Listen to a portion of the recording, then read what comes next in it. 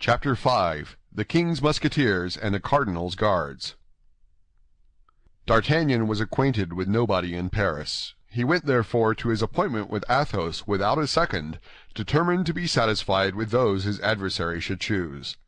Besides, his intention was formed to make the brave Musketeer all suitable apologies, but without meanness or weakness, fearing that might result from this duel, which generally results from an affair of this kind, when a young and vigorous man fights with an adversary who is wounded and weakened. If conquered, he doubles the triumph of his antagonist. If a conqueror, he is accused of foul play and want of courage. Now, we must have badly painted the character of our adventure-seeker, or our readers must have already perceived that D'Artagnan was not an ordinary man. Therefore, while repeating to himself that his death was inevitable, he did not make up his mind to die quietly, as one less courageous and less restrained might have done in his place. He reflected upon the different characters of men he had to fight with, and began to view his situation more clearly. He hoped, by means of loyal excuses, to make a friend of Athos, whose lordly air and austere bearing pleased him much. He flattered himself he should be able to frighten Porthos with the adventure of the baldric, which he might, if not killed upon the spot, relate to everybody a recital which, well managed, would cover Porthos with ridicule.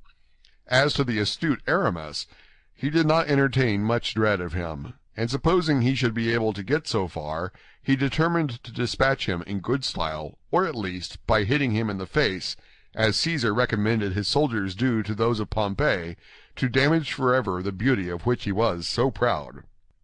In addition to this, D'Artagnan possessed that invincible stock of resolution which the counsels of his father had implanted in his heart. Endure nothing from anyone but the king, the cardinal, and Monsieur de Tréville. He flew, then, rather than walked, toward the convent of the Carmes Déchaussés, or rather Deschaux, as it was called at that period, a sort of building without a window, surrounded by barren fields, an accessory to the Proclique, and which was generally employed as a place for the duels of men who had no time to lose. When D'Artagnan arrived in sight of the bare spot of ground which extended along the foot of the monastery, Athos had been waiting about 5 minutes, and 12 o'clock was striking. He was, then, as punctual as the Samaritan woman, and the most rigorous casuist with regard to duels could have nothing to say. Athos, who still suffered grievously from his wound, though it had been dressed anew by Monsieur de Tréville's surgeon, was seated on a post, and waiting for his adversary with hat in hand, his feather even touching the ground. "Monsieur," said Athos, "I have engaged 2 of my friends as seconds. But these 2 friends are not yet come, at which I am astonished, as it is not at all their custom." "I have no seconds on my part, monsieur," said D'Artagnan, "for having only arrived yesterday in Paris, I yet know no one but Monsieur de Tréville, to whom I was recommended by my father, who has the honor to be, in some degree, one of his friends." Athos reflected for an instant. "You know no one but Monsieur de Tréville?" he asked. "Yes, monsieur, I know only him." "Well, but then," continued Athos, speaking half to himself, "if I kill you, I shall have the air of a boy-slayer." "Not too much so," replied D'Artagnan, with a bow that was not deficient in dignity, "since you do me the honor to draw a sword with me while suffering from a wound which is very inconvenient." "Very inconvenient, upon my word, and you hurt me devilishly, I can tell you. But I will take the left hand. It is my custom in such circumstances. Do not fancy that I do you a favor. I use either hand easily. And it will be even a disadvantage to you. A left-handed man is very troublesome to people who are not prepared for it. I regret I did not inform you sooner of this circumstance." "You have truly, monsieur," said D'Artagnan, bowing again, "a courtesy for which, I assure you, I am very grateful." "You confuse me," replied Athos with his gentlemanly air. "Let us talk of something else, if you please. Ah, s'blood, how you have hurt me! My shoulder quite burns." "If you would permit me," said D'Artagnan with timidity. "What, monsieur?" "I have a miraculous balsam for wounds, a balsam given to me by my mother, and of which I have made a trial upon myself." "Well?" "Well, I am sure that in less than 3 days this balsam would cure you. And at the end of 3 days, when you would be cured, well, sir, it would still do me a great honor to be your man." D'Artagnan spoke these words with a simplicity that did honor to his courtesy, without throwing the least doubt upon his courage. "Pardieu, monsieur," said Athos, "that's a proposition that pleases me. Not that I can accept it, but a league off it savors of the gentleman." Thus spoke and acted the gallant knights of the time of Charlemagne, in whom every cavalier ought to seek his model. Unfortunately, we do not live in the times of the great emperor, we live in the times of the cardinal. And 3 days hence, however well the secret might be guarded, it would be known, I say, that we were to fight, and our combat would be prevented. I think these fellows will never come. "If you are in haste, monsieur," said D'Artagnan, with the same simplicity with which a moment before he had proposed to him to put off the duel for 3 days, "and if it be your will to dispatch me at once, do not inconvenience yourself, I pray you." "There is another word which pleases me," cried Athos, with a gracious nod to D'Artagnan. "That did not come from a man without heart. Monsieur, I love men of your kidney, and I foresee plainly that, if we don't kill each other, I shall hereafter have much pleasure in your conversation. We will wait for these gentlemen, so please you. I have plenty of time, and it will be more correct. Ah, here is one of them, I believe." In fact, at the end of the Rue Vaugirard, the gigantic Porthos appeared. "What!" cried D'Artagnan, "is your first witness Monsieur Porthos?" "Yes, that disturbs you?" "By no means. And here is the second." D'Artagnan turned in the direction pointed to by Athos, and perceived Aramis. "What!" cried he, in an accent of greater astonishment than before, "your second witness is Monsieur Aramis?" "Doubtless. Are you not aware that we are never seen one without the others, and that we are called among the Musketeers and the Guards, at court and in the city, Athos, Porthos, and Aramis, or the three inseparables? And yet, as you come from from Tarbes," said D'Artagnan. "It is probable you are ignorant of this little fact," said Athos. "My faith," replied D'Artagnan, "you are well named, gentlemen, and my adventure, if it should make any noise, will prove at least that your union is not founded upon contrasts." In the meantime, Porthos had come up, waved his hand to Athos, and then turning toward D'Artagnan, stood quite astonished. Let us say in passing that he had changed his baldric and relinquished his cloak. "Ah, said he, "what does this mean?" "This is the gentleman I am going to fight with," said Athos, pointing to D'Artagnan with his hand and saluting him with the same gesture. "Why, it was with him I am also going to fight," said Porthos. "But not before 1 o'clock," replied D'Artagnan. "And I also am to fight with this gentleman," said Aramis, coming in his turn onto the place. "But not until 2 o'clock," said D'Artagnan with the same calmness. "But what are you going to fight about, Athos?" asked Aramis. "Faith, I don't very well know. He hurt my shoulder, and you, Porthos?" "Faith, I'm going to fight because I'm going to fight," answered Porthos, reddening. Athos, whose keen eye lost nothing, perceived a faintly sly smile pass over the lips of the young Gascon as he replied, "We had a short discussion upon dress." "And you, Aramis?" asked Athos. "Oh, ours is a theological quarrel," replied Aramis, making a sign to D'Artagnan to keep secret the cause of their duel. Athos indeed saw a second smile upon the lips of D'Artagnan. "Indeed," said Athos. "Yes, a passage of St. Augustine, upon which we could not agree," said the Gascon. "Decidedly, this is a clever fellow," murmured Athos. "And now you are assembled, gentlemen," said D'Artagnan, "permit me to offer you my apologies." At this word, apologies, a cloud passed over the brow of Athos, a haughty smile curled the lip of Porthos, and a negative sign was the reply of Aramis. "You do not understand me, gentlemen," said D'Artagnan, throwing up his head, the sharp and bold lines of which were at the moment gilded by a bright ray of the sun. "I ask to be excused in case I should not be able to discharge my debt to all three. For Monsieur Athos has the right to kill me first, which must much diminish the face value of your bill, Monsieur Porthos, and render yours almost null, Monsieur Aramis. And now, gentlemen, I repeat, excuse me, but on that account only, and en garde!" At these words, with the most gallant air possible, D'Artagnan drew his sword. The blood had mounted to the head of D'Artagnan, and at that moment he would have drawn his sword against all the Musketeers in the kingdom as willingly as he now did against Athos, Porthos, and Aramis. It was 1/4 midday. The sun was in its zenith, and the spot chosen for the scene of the duel was exposed to its full ardor. "It is very hot," said Athos, drawing his sword in its turn, and yet I cannot take off my doublet, for I just now felt my wound begin to bleed again, and I should not like to annoy Monsieur with a sight of blood which he has not drawn from me himself." "That is true, Monsieur," replied D'Artagnan, "and whether drawn by myself or another, I assure you I shall always view with regret the blood of so brave a gentleman. I will therefore fight in my doublet like yourself." "Come, come, enough of such compliments," cried Porthos. "Remember, we are waiting for our turns." "Speak for yourself when you are inclined to utter such incongruities," interrupted Aramis. "For my part, I think what they say is very well said, and quite worthy of two gentlemen." "When you please, monsieur," said Athos, putting himself on guard. "I waited your orders," said D'Artagnan, crossing swords. But scarcely had the two rapiers clashed, when a company of the guards of his Eminence, commanded by Monsieur de Jussac, turned the corner of the convent. "The cardinal's guards!" cried Aramis and Porthos at the same time. "Sheathe your swords, gentlemen, sheathe your swords!" But it was too late. The two combatants had been seen in a position which left no doubt of their intentions. "Halloo!" cried Jussac, advancing toward them and making a sign to his men to do so likewise. "Hello, Musketeers! Fighting here, are you? And the edicts, what has become of them?"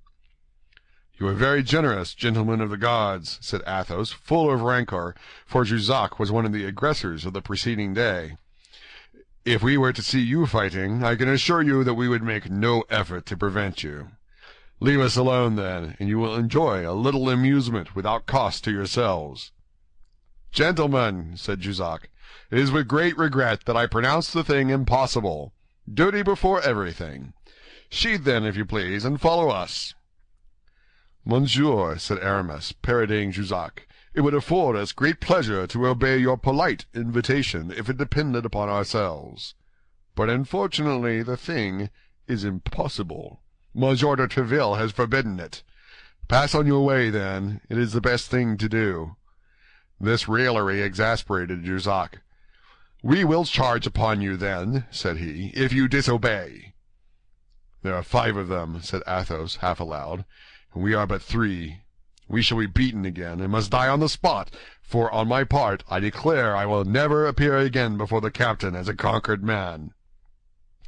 Athos, Porthos, and Aramis instantly drew near one another, while Jussac drew up his soldiers. This short interval was sufficient to determine D'Artagnan on the part he was to take. It was one of those events which decide the life of a man. It was a choice between the king and the cardinal.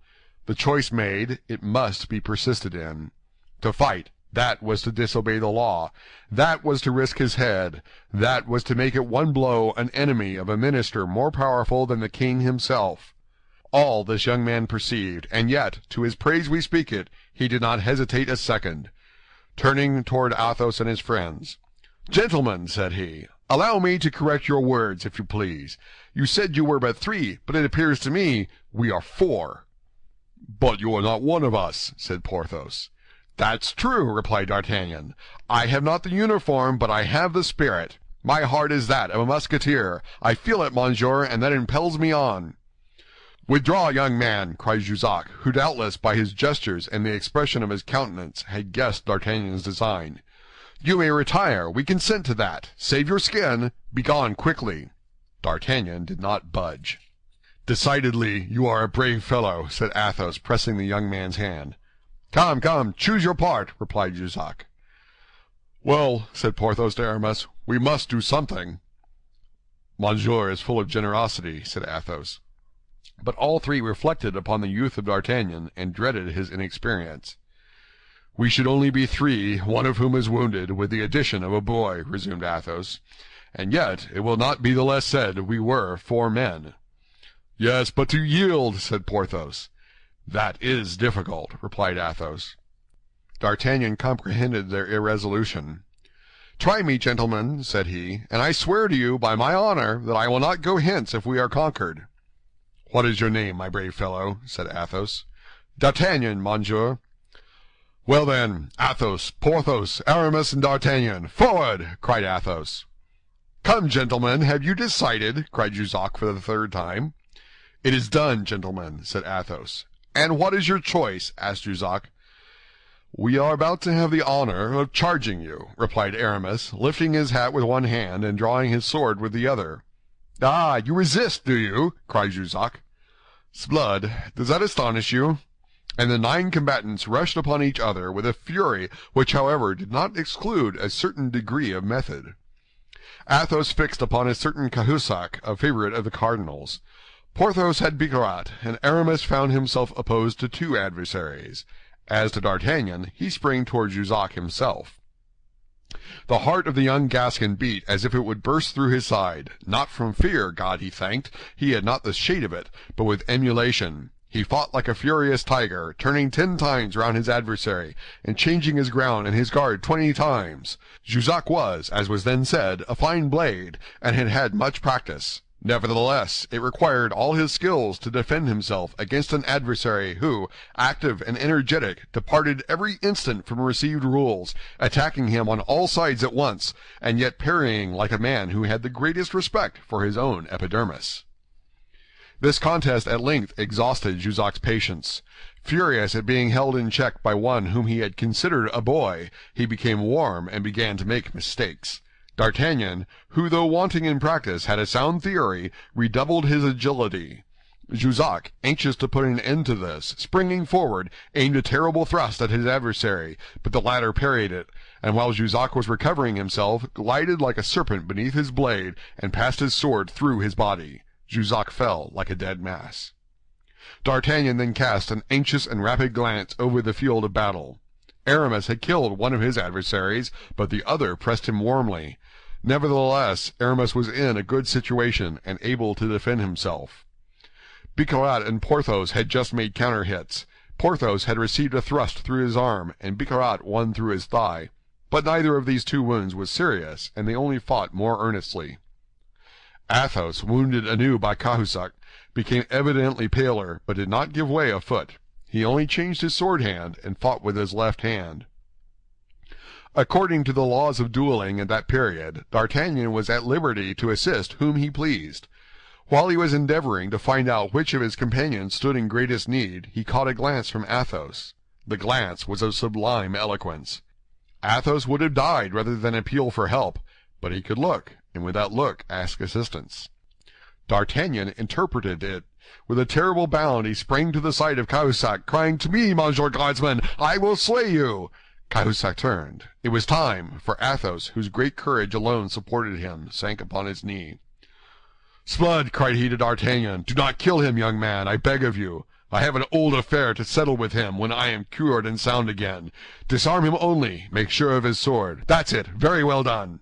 The exclamation was drawn from Athos by seeing the sword of Cahusac fly 20 paces from him. D'Artagnan and Cahusac sprang forward at the same instant, the one to recover, the other to obtain, the sword. But D'Artagnan, being the more active, reached it first, and placed his foot upon it. Cahusac immediately ran to the guardsman whom Aramis had killed, seized his rapier, and returned toward D'Artagnan. But on his way he met Athos, who during his relief, which D'Artagnan had procured him, had recovered his breath, and who, for fear that D'Artagnan would kill his enemy, wished to resume the fight. D'Artagnan perceived that it would be disobliging Athos not to leave him alone, and in a few minutes Cahusac fell, with a sword thrust through his throat. At the same instant Aramis placed his sword point on the breast of his fallen enemy, and forced him to ask for mercy. There only then remained Porthos and Bicarat. Porthos made 1,000 flourishes, asking Bicarat what o'clock it could be, and offering him compliments upon his brother's having just obtained a company in the regiment of Navarre.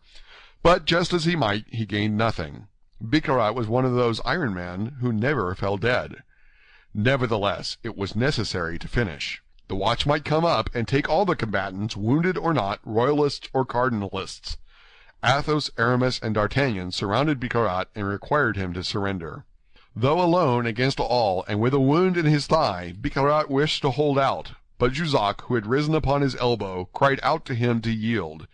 Bicarat was a Gascon, as D'Artagnan was. He turned a deaf ear, and contented himself with laughing, and between 2 parries finding time to point to a spot of earth with his sword. "Here," cried he, parodying a verse of the Bible, "here will Bicarat die, for I only am left, and they seek my life." "But there are 4 against you. Leave off, I command you." "Ah, if you command me, that's another thing," said Bicarat. As you are my commander, it is my duty to obey." And springing backward, he broke his sword across his knee to avoid the necessity of surrendering it, threw the pieces over the convent wall, and crossed his arms, whistling a cardinalist air. Bravery is always respected, even in an enemy. The Musketeers saluted Bicarat with their swords, and returned them to their sheaths. D'Artagnan did the same. Then, assisted by Bicarat, the only one left standing, he bore Jussac, Cahusac, and one of Aramis's adversaries, who was only wounded, under the porch of the convent. The fourth, as we have said, was dead.